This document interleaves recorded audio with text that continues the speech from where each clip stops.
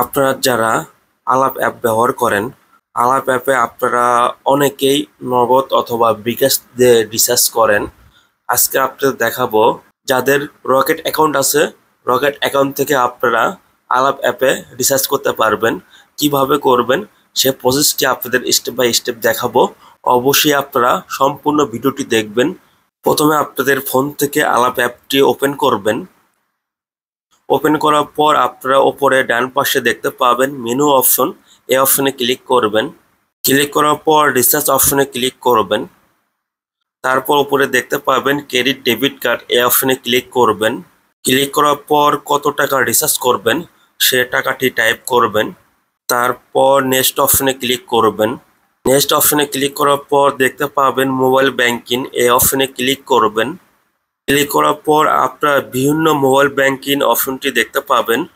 বিকাশ, rocket, নগদ, উপায়, Cellfin, M cash. আমি যেহেতু আপনাদেরকে রকেটের মাধ্যমে পেমেন্ট করে দেখাবো, এর জন্য আমি রকেট সিলেক্ট করলাম। সিলেক্ট করার পর এবার আপনাদের রকেট অ্যাকাউন্টের নাম্বারটি টাইপ করবেন।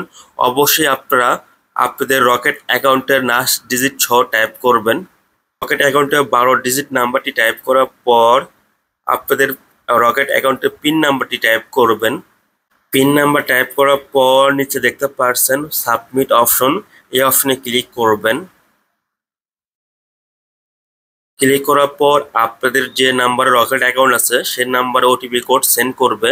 সেই ওটিপি কোডটি কপি করবেন। কপি করার পর আপনারা পেস্ট করে দিবেন। তারপর গো অপশনে ক্লিক করবেন। রিচার্জটি হয়ে যাবে। তারপর আপনারা ব্যাক অপশনে ক্লিক করবেন। ক্লিক করার পর আপনাদের মাই অ্যাকাউন্ট অপশনে ক্লিক করবেন। তারপর আপনারা দেখতে পাচ্ছেন আমার অ্যাকাউন্টে আগে 5 টাকা ছিল, এখন 20 টাকা রিচার্জ করার পর 25 টাকা টোটাল ব্যালেন্স হয়ে গেছে। আপনাদের ভিডিওটি উপকারে আসে অবশ্যই ভিডিওতে লাইক দিয়ে শেয়ার করে দেবেন।